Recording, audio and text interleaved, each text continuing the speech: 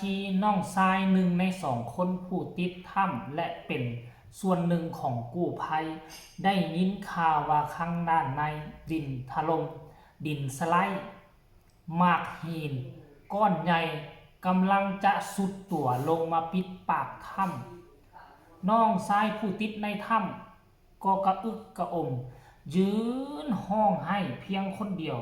เหมือนจะหู้ในใจว่าภารกิจนี้มันคงจะมาถึงทางตันแล้วสบายดี FC แฟนคลับทุกทานกันแล้วกันมาพบมาพ่อกันคลิปนี้ต่อเนื่องมาด้วยความเหตุการณ์มื้อวานนี้นั่นเองท่านผู้ชมซึ่งเป็นเหตุการณ์ที่ไผ่ก็บ่คาดคิดไผ่ก็บ่คาดฝันว่ามันจะเป็นแบบนั้นหลังจากหยุดสูบน้ำเป็นเวลาประมาณ4วันทีมกู้ภัยก็ฮึกเหิมว่าจะเอาเฮือกสุดท้ายเข้าไปแลกให้มันเจอ2คนนั่นให้ได้แต่ปรากฏว่ามันบ่ได้เป็นไปตามฝัน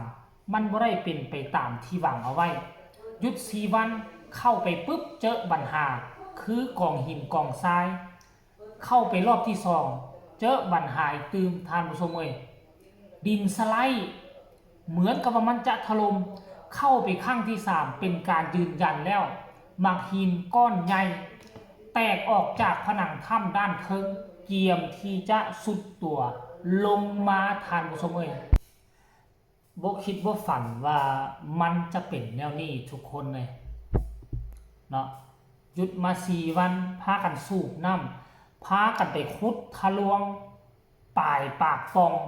บอนที่น้ำออกมัดมือมัดคืนจนว่าน้ำทะลุทะลวงออกมาได้แต่มาเจอปัญหาดินสไลด์มักหินยุบแบบนี้ทานผู้ชมมันหมายความว่าแนวใดหรือว่าเพิ่นยอมปล่อย5คนนั้นออกมาแล้วมันก็เป็นปาฏิหาริย์ได้อันที่1คนนึงมันก็ใส่ออกซิมา4คนนั้นออกมาด้วยตนเองมันเฮ็ดให้น้ำแห้งเพียงแต่ระยะสั้นๆจนเฮ็ดให้2คนนั้นออกมาแห้งก็บ่ได้ว่าแห้งหลายได้อันนี้ผนังถ้ำน้ำก็อยู่ในระดับนี้หมายความว่าขอเพียงแต่ให้มีโพรงอากาศเนี่ยน้ำมาหายใจซื่อช่วงระยะเวลาช่วงระยะทางประมาณ25เมตรอันน่ะนี่มันคือปาฏิหาริย์นี่มันคือจงใจปล่อยให้ออกมาตามคำห้องขอแต่ว่า2คนนั่นเข้าไปลึกกลัวหรืออาจจะบ่ยอมทิ่มสิ่งของที่ตนเองได้ในถ้ำมันจึงบ่ปล่อยออกมา5คนนี่ล้มกันได้ขุดดินฝังทองคำที่ได้มาเข้าไปในดินคืนบ่เอาอย่างทั้งนั้นแม้แต่ความฝัน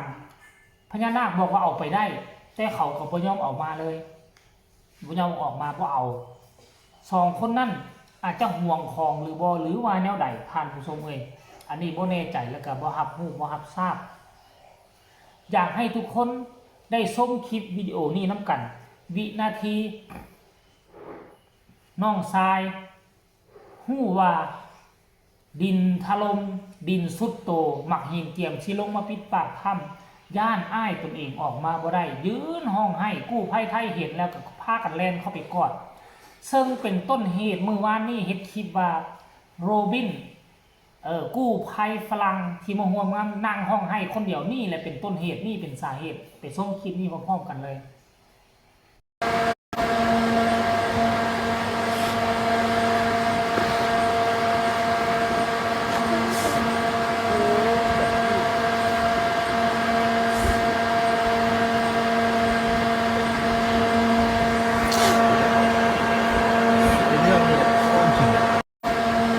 เมื่อวานที่มาเนาะไอหินตัวเนี้ยมันยังอยู่ข้างบนใช่มันอยู่สูงข้างบนใช่เมื่อวานนะคือผมเข้ามาตรงเนี้ยมันยังค้ำอยู่ข้างบนมันไม่ได้ลงมาเห็นก้อนนี้ปะเห็นก้อนนี้ปะใช่เนี่ยก้อนนี้แหละเห็นก้อนนี้ปะอันเนี้ยตอนแรกมันอยู่นี้ใช่แต่อันเนี้ยเห็นก้อนนี้ไหมก้อนเนี้ยใหญ่กว่าอันเนี้ยมันแตกลงมาจากที่อื่นนะมันแค่ค้ำไว้มันคนละหินมันคนละชนิดกันการลงส่งลงล่างหน่อยอะไรนะนี่นะครับที่จะลงไปข้างล่างปากถ้ำที่กำลังจะปิดถ้าตรงนี้มันสไลด์ลงก้อนนี้คืออะไรเนี่ยมาใหม่ที่ล่วงลงมาละครใหม่นี่ครับโจทย์ยากของพวกเราทำอะไรไม่ได้แล้วหินเล็กหินน้อยตรงแถวข้างในตรงเนี้ยที่มันรองอยู่ข้างล่างตรงเนี้ยไม่รู้ไหมอันนี้เรามากับ นักธรณี นักธรณี วิทยา นี่นะครับ มันค้ำอยู่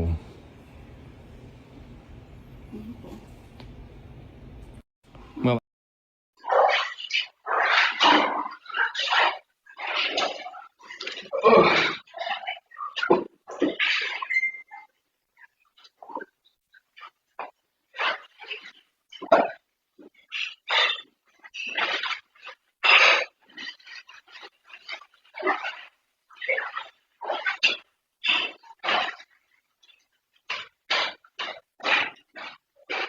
ตัวทางมาดูมีคนลงมานะครับลงที่ออกก่อนมัน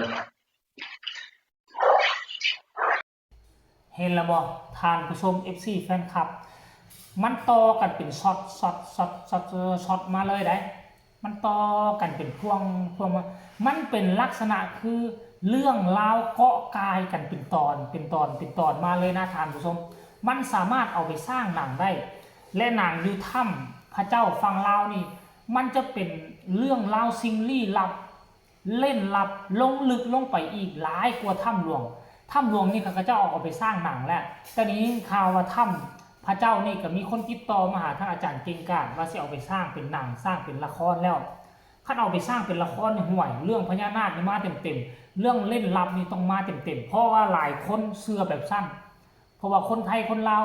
มีจิตวิญญาณความเชื่อแบบนั้นอยู่แล้วโดยเฉพาะคือกู้ภัยทางประเทศไทยนี่มีผู้เป็นหมอจ้ำหมอพรเนาะเป็น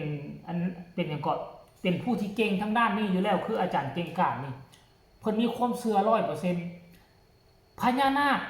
ยังบ่แม่นตัวหลักที่คุ้มอำนาจอยู่ในถ้ำนี่ว่าซั่นมันมีสิ่งหนึ่งที่เหนือพญานาคอยู่หั่นไปว่าซั่นปาโถท่านผู้ชมเอ้ยคันถ้าเป็นแบบนี้แล้วคันสองคนนั้นย่างออกมาได้คือปาฏิหาริย์อีหลี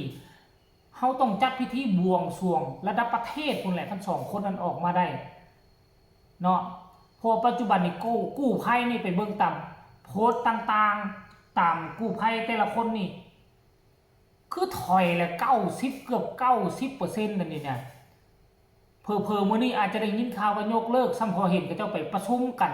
ฝ่ายน้ำหูน้ำตานางประชุมแล้วห้องให้นั่นหมายความว่าเขาจะโอ้ล้มกันแล้วบ่ว่าสิถอยแล้วบ่แต่ยังบ่ทันออกมาประกาศซื่อๆท่านผู้ชมเดี๋ยวเอาไว้คลิปหน้าจะเข้าไปสอดส่องแต่ละเพจของแต่ละคนว่าเขาเจ้าได้โพสต์ว่าจังได๋แดเมื่อคืนนี้เนาะเอาสำหรับคลิปนี้ขอฝากฝังเอาไว้สำนี้เป็นคลิปแรกให้ทุกคนกดไลค์กดแชร์กดติดตามให้แด่ที่สำคัญอย่ากดข้ามโฆษณาเนาะมาชมกันมาติดตามกันจนวินาทีสุดท้ายจนให้เขาเจ้าประกาศว่าถอยสากลท่านผู้ชมตอนนี้ส่งกำลังแห่งใจให้ทีมกู้ภัยและขอวิงวอนให้เจ้าป่าเจ้าเขาปล่อย2คนนั้นออกมาสะท้อนสบายดี